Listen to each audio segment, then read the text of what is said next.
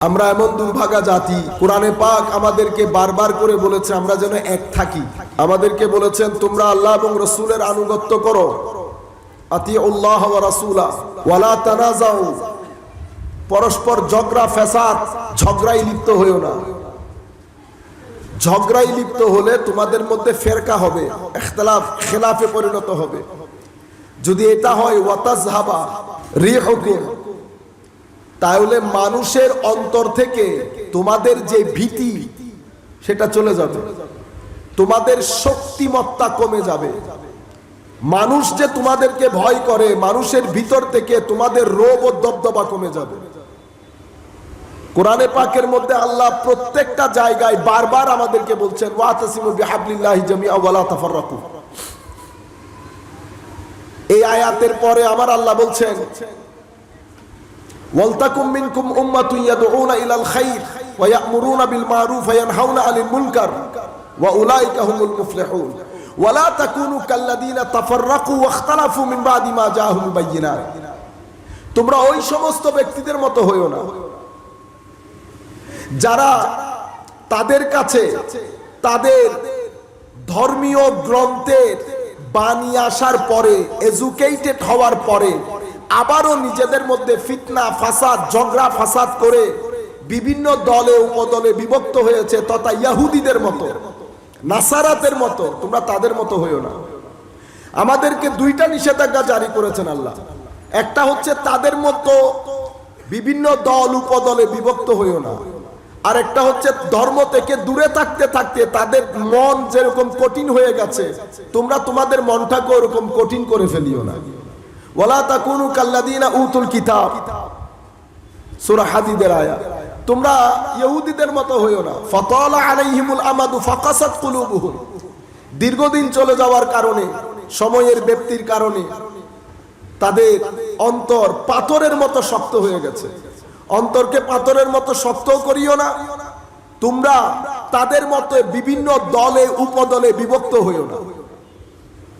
কিন্তু দুঃখের বিষয় হচ্ছে দল উপদলে শুধু বিভক্ত হইনি, হেন কোনো মানুষ আমরা নাই।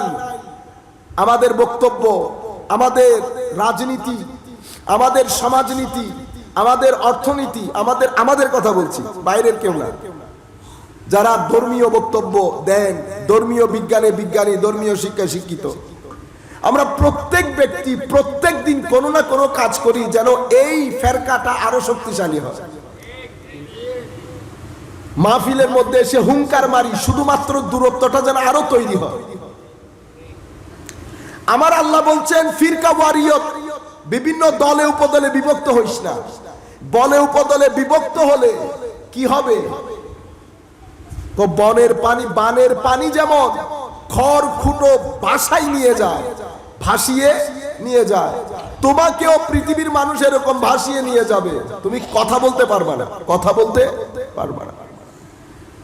কিন্তু আফসোসের বিষয় হচ্ছে আমাদের বক্তব্য, আমাদের লিখনি, আমাদের প্রতিষ্ঠান সবকিছু দিয়ে আমরা এই দল উপদলের মধ্যে হাওয়া ঢালি অথবা তেল ঢালি।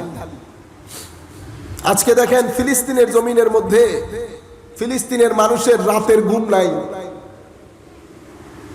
প্রত্যেক দিন কোনো না কোনো শিশু হত্যা হচ্ছে। কিন্তু বিশ্ব ব্রহ্মাণ্ডের মধ্যে যারা আমাদেরকে মানবাধিকার শিখায়, এটা তাদের অ্যাটেনশন ড্র করতে পারছে না। কেন? কারণ আপনার বিরুদ্ধে সবাই এক, আপনার বিরুদ্ধে সবাই এক, কিন্তু তাদের বিরুদ্ধে আপনি 100 দলে বিভক্ত। কয় দলে? 100 দলে। এবং আমাদের সময় পরিবর্তন হয়ে আমাদের মাইন্ডসেট গুলা কিরকম হয়েছে সেটাও আমরা বুঝতে নারাজ। সেই কারণে আমরা আমাদের নতুন প্রজন্ম, তরুণ প্রজন্মকে কানেক্ট করতে পারি না, তাদেরকে অ্যাড্রেস করতে পারি না। তারা এখানে মাহফিলে এসে বসে না। মাহফিলে তারা যে এসে বসে না, আমি তাদেরকে দোষ দিতে চাই না, এটা আমি নিজের ব্যর্থতা মনে করি। কারণ আমার দোকানে যদি মানুষ না আসে সেটা মানুষের ব্যর্থতা না, এটা আমার ব্যর্থতা, আমার দোকানের ব্যর্থতা। হয়তো আমি দোকানটাকে সেভাবে সাজাইতে পারি নাই, সম্মানিত উপস্থিতি, যে কোনো জিনিস করতে হলে প্রথমে ব্র্যান্ড তৈরি করতে হয়। এটা বড় ইম্পর্টেন্ট একটা পয়েন্ট। ব্র্যান্ড যদি আপনি তৈরি করতে না পারেন, চরিত্রের ব্র্যান্ড, কথার ব্র্যান্ড, সেল প্রোডাক্টের ব্র্যান্ড, ব্র্যান্ড তৈরি করতে না পারলে মানুষ আপনার কাছে আসবে না কোনোদিন। আমার নবী সাল্লাল্লাহু আলাইহি ওয়াসাল্লাম তাবলীগ দাওয়াতের কাজ করার আগে 40 বছর পর্যন্ত আল্লাহ আমার নবীর ব্র্যান্ড তৈরি করেছেন। যখন সবাই বুঝে গেল আল আমিন, আমার নবীর ব্যক্তিত্বের কোনো অংশে বিন্দু পরিমাণ খুঁত ছিল না। সবাই আমার নবীকে ভালো, ভদ্র, নম্র, সহনশীল, উদার এবং অসম্ভব কোঅপারেটিভ হিসেবে জানত। আমার নবীর ভিতর বাহির কোনো দিকে কারো কোনো ধরনের সন্দেহ ছিল না। ব্র্যান্ড তৈরি হয়ে গেছে।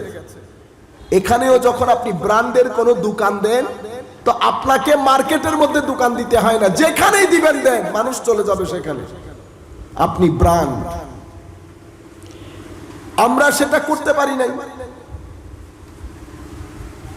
আরেকটা বড়, আপনি ধরেন এখন গত 1 মাস ধরে আপনারা দেখছেন আমাদের অনলাইন গুলাতে, ফেসবুক গুলাতে আমরা কি পরিস্থিতির সৃষ্টি করেছি। যেমন আমি এখন বক্তব্য দেব, ধরেন আমি যদি দার্শনিক কথা বলি, বলেন তো দেখি এখানে কোনো ফায়দা হবে কিনা? কোনো ফায়দা হবে? আমি যদি হ্যাগেল বলি, প্লেটো বলি, সক্রেটিস বলি, ডিকার্ট বলি, ম্যাক্স ওয়েবেল বলি, দারখেম বলি, এগুলো আমাদের এখানে কোনো কাজ হবে? হবে না। দার্শনিক কথা যেখানে দার্শনিক বা দর্শনের সিনিয়র স্টুডেন্ট বসবে সেখানে বলবো। Excuse me. আমি যদি এখানে এরফানি কথা বলি, কি কথা? এরফানি, জালালউদ্দিন রুমি, মুহিউদ্দিন ইবনে আরবি, ইবনে রুশদ, ইবনে সিনা,